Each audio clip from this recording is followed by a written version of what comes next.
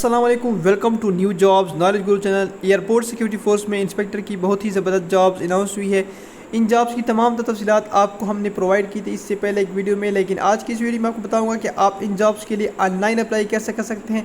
Online apply बहुत ही simple है, simple 2-3 steps है वो आपने फॉलो करने।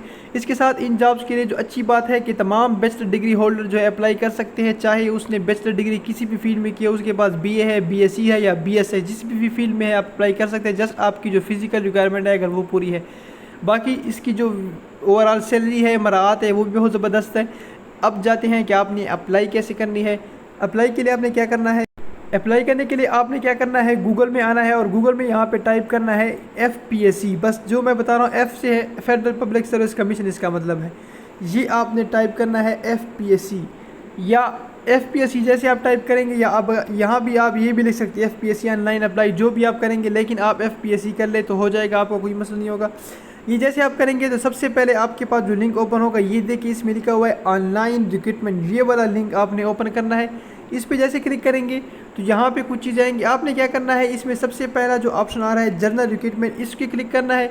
इसको क्लिक करने के बाद ये देखिए, क्लिक करने के बाद आपके सामने यहाँ पे लिखा हुआ है कि आपने फ़ौरन इसके लिए अप्लाई कर ले, आखिरी तारीख का इंतज़ार ना करें। इसमें क्या करना है, अप्लाई ऑनलाइन जो है इस पर क्लिक करना है।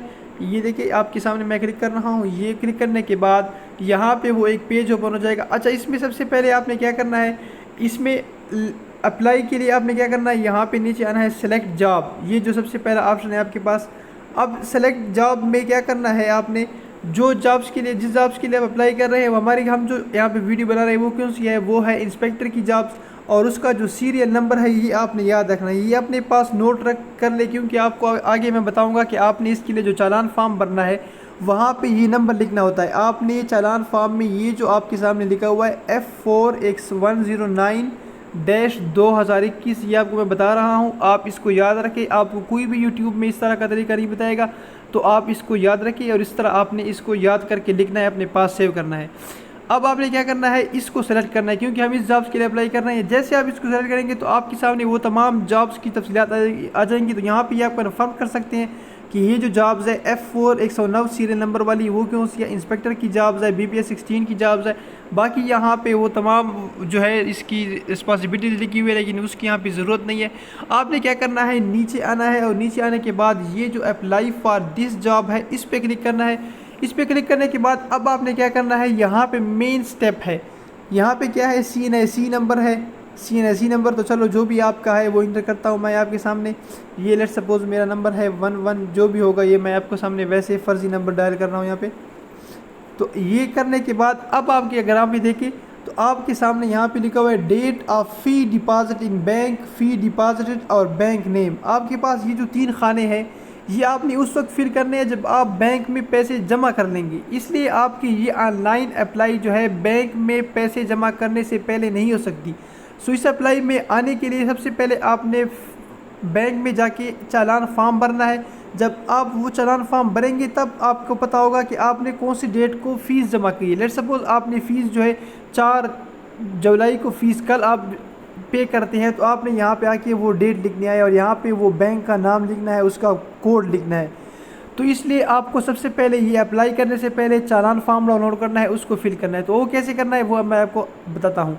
चालान फॉर्म डाउनलोड करने के लिए आप अगर यहाँ पे आ जाए, ये देखिए इस पर लिखा हुआ है कि BPS 14, 16 और 17 के लिए जो फ़ीस है वो 300 रुपये है, और यहाँ पे लिखा हुआ है click here to download form.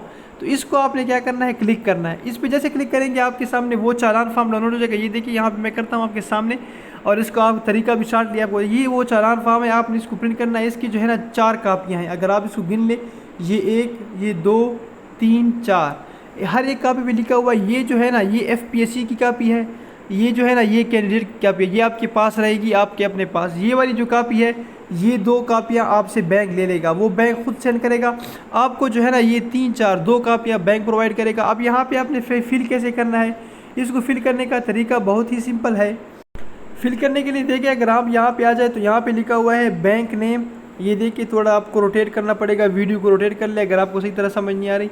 Bank का नाम लिखना है यहाँ पे, इस जगह पे वो बैंक जिसमें आप जमा कर रहे हैं, बैंक का कोड, डिस्ट्रिक्ट जिस डिस्ट्रिक्ट में आप जमा कर रहे हैं, यहाँ पे अपना नाम, नेम ऑफ कैंडिडेट में, यहाँ पे अपना शनाख्ती कार्ड नंबर।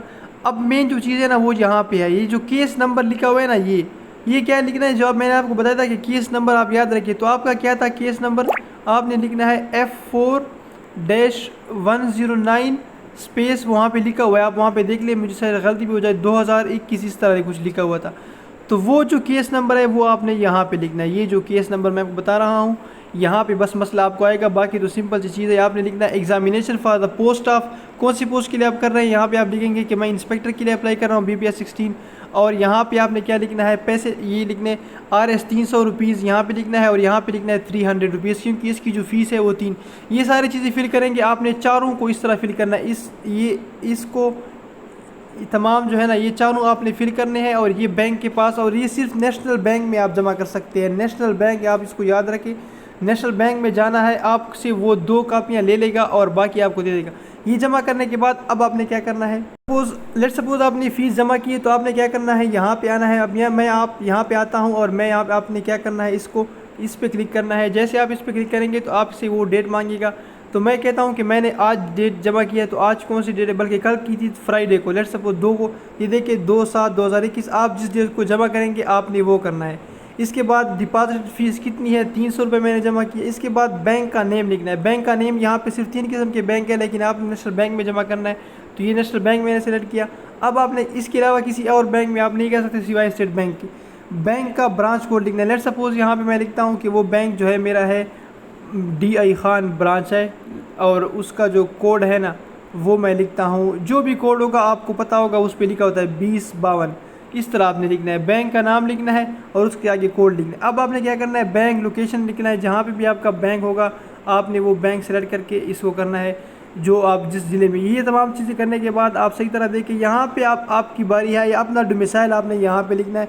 तो आपका जो डोमिसाइल है वो क्या होगा, आपका डोमिसाइल है KP के सिंह जो भी है। ये सेलेक्ट करने के बाद अब आपने क्या करना है, जेंडर में जाके मेल या फीमेल जो भी है, रिलीजन में इस्लाम या नॉन मुस्लिम, डोमिसाइल डिस्ट्रिक्ट। अब आपने यहाँ डिस्ट्रिक्ट में क्या करना है, अपना डिस्ट्रिक्ट सेलेक्ट करना है। टेस्ट सेंटर को अच्छी तरह नोट करें, क्योंकि यहाँ पे फिर ये चेंज नहीं करते। लेट्स सपोज आप टेस्ट सेंटर है, आप करीब तरीन टेस्ट सेंटर सेलेक्ट करें, ये DI खान हो गया। इसके बाद इंटरव्यू सेंटर भी यहाँ पे 4 होते हैं। आपने क्या करना है, जो भी आपके पास इंटरव्यू सेंटर आपको सूटेबल लगता है कि आपके नज़दीक है, आप वो सेलेक्ट करें। मैं यहाँ पे करता हूँ आपके सामने पेशावर।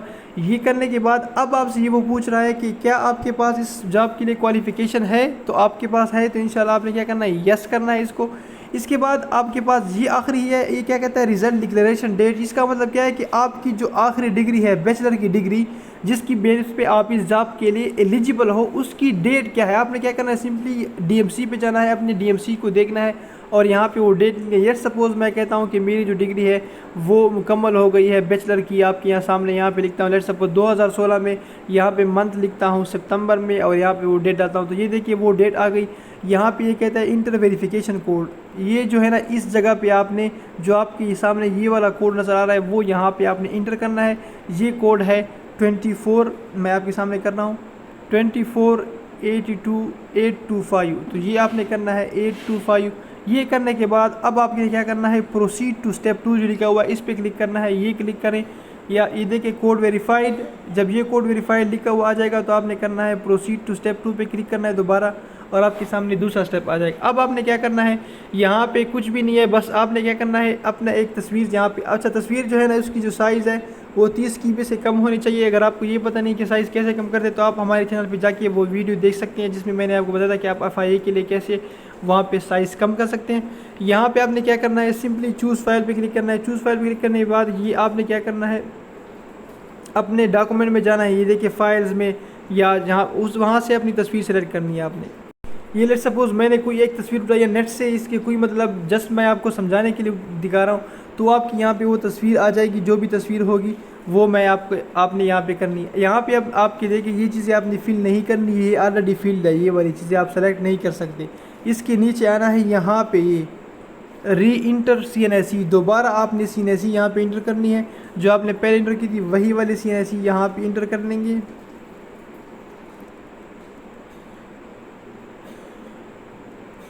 ये हो गया। इसके बाद आपने क्या करना है, CNSE के डेट ऑफ इशू, अपने CNSE को आप देख रहे शनाख्ती कार्ड को, वहाँ भी लिखा होता है कि तारीख़ इजरा कब हुआ है आपकी वो, तो आपने यहाँ पे सेलेक्ट करना है इसको। लेट सब जो भी होगा आपका आपने करना है। अगर किसी का है कोई 2017 में उसका वो इजरा हुआ है तो आपने सितंबर डेट सेलेक्ट करना है। तो ये करने के बाद नेम ऑफ एप्लीकेंट, अब आपने यहाँ पे नेम लिखना है। कोई भी बंदा है जिसका नाम है लेट सपोज अली ख़ान, उसका नाम है, यहाँ पे फादर नेम लिखना है अपना।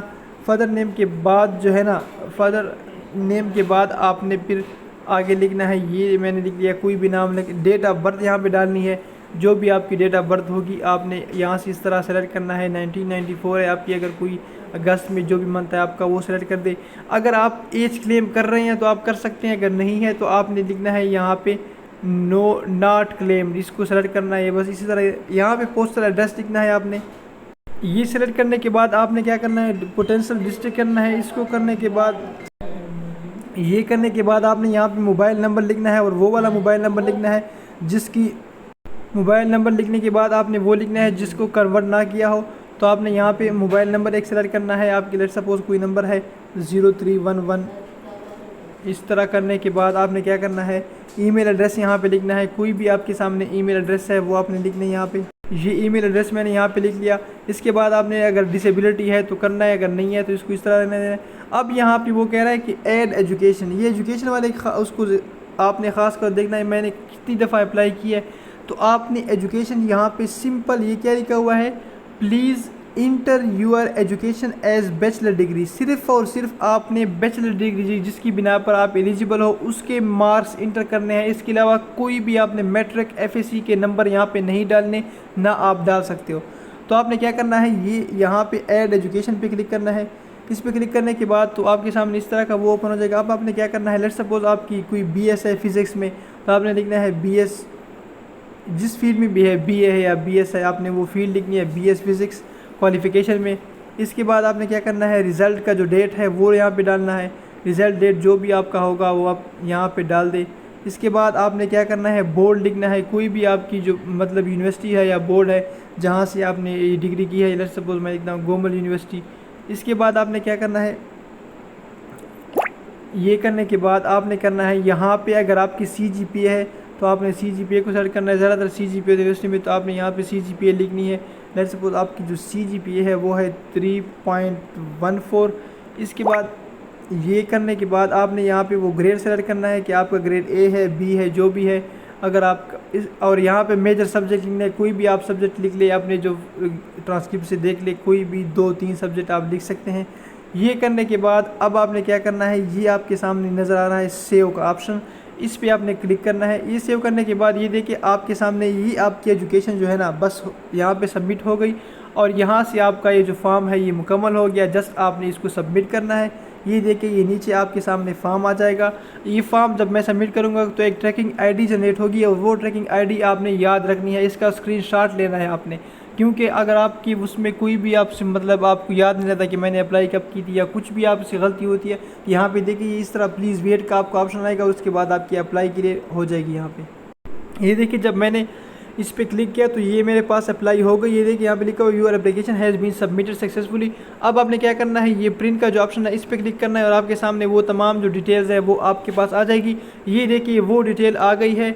आपने जस्ट इसका प्रिंट लेना है और इसके बाद कुछ भी नहीं करना। ये आप याद रखें, ना आपने ये फॉर्म भेजना है वहाँ पे, ना आपने कुछ, ये आपके पास जस्ट डिटेल है, अपने पास सेव रखो इसको, ताकि आपको पता हो कि मैंने अप्लाई कब की थी और इस जॉब जो है इसके साथ। इसके अलावा अगर आप इस एडवर्टाइजमेंट के एंड पे जाए तो वहाँ पे इसका एक्सपेक्टेड डेट टेस्ट लिखा हुआ है, तो वहाँ पे आप देख सकते हैं। ये आपके सामने वो जॉब है, और ये आपकी वो ट्रैकिंग ID है, इसको आपने याद रखना है। कोई भी मसला होगा आपकी एप्लीकेशन में तो आप इस ट्रैकिंग ID के साथ इसको दोबारा टिक कर सकते हैं। ये तमाम की तमाम वो तफसीलात है। यहाँ पे देखिए वो यूनिवर्सिटी आपने डिटेल लिख ली, आपको ये तमाम चीज़ें हैं, इसको कुछ भी नहीं करना, दोबारा बता रहा हूँ, ना आपने सेंड करना है। और इसके साथ जो आपको जो बैंक की तरफ से 2 चालान मिलेंगे, एक होगा FPSC कापी, ये आपको बैंक की तरफ से मिलेगी, और दूसरी होगी कैंडिडेट कापी। तो ये आपने याद रखना है, ये बहुत लोग गलती करते हैं जिसकी वजह से ये टेस्ट से रह जाते हैं। ये जो FPSC वाली कापी है इसको आपने सेंड नहीं करना, अपने पास घर में जाके महफूज रखना है। जिस दिन आपका टेस्ट होता है, ये FPSC का रूल है, उस दिन ये कापी आपसे FPSC वाले लेते हैं। मतलब जिस दिन आपका टेस्ट होगा तो रोल नंबर स्लिप के साथ आपने ये दोनों कापी लेके जानी है, चालान वाली और ये एक कापी जो होगी FPSC वाली कापी वो आपसे कलेक्ट करेंगे और वो आप उनको देंगे। अगर आपके पास वो कापी नहीं होगी तो वो आपको टेस्ट में अलाउ नहीं करते, या वो आपको कहते हैं कि आपको एक फॉर्म देते हैं कि आपने ये कापी जो है ना ज़रूर सेंड करनी है। इसकी बेस पे आपको रिजेक्ट किया जाता है। कितनी दफ़ा मैंने लोगों को देखा है कि वो इंटरव्यू के फ़ेस तक पहुँचे हैं, या तो उन्होंने फ़ीस जमा नहीं की होती, धोखा किया होता है, यहाँ पे आप धोखा कर सकते हैं, या उनकी जो FPSC की कापी है उनसे गुम हो चुकी होती है, तो इसलिए वो इंटरव्यू में रिजेक्ट हो जाते हैं। तो आपने ये गलती नहीं करनी। मज़ीद तफ़सीलात के लिए इसकी जो पास पेपर है या और भी आपके अगर कुछ क्वेश्चन है तो वो आप कमेंट में पूछ सकते हैं। ये वीडियो लाइक कीजिए, शेयर कीजिए। Thank you. अल्लाह हाफिज़।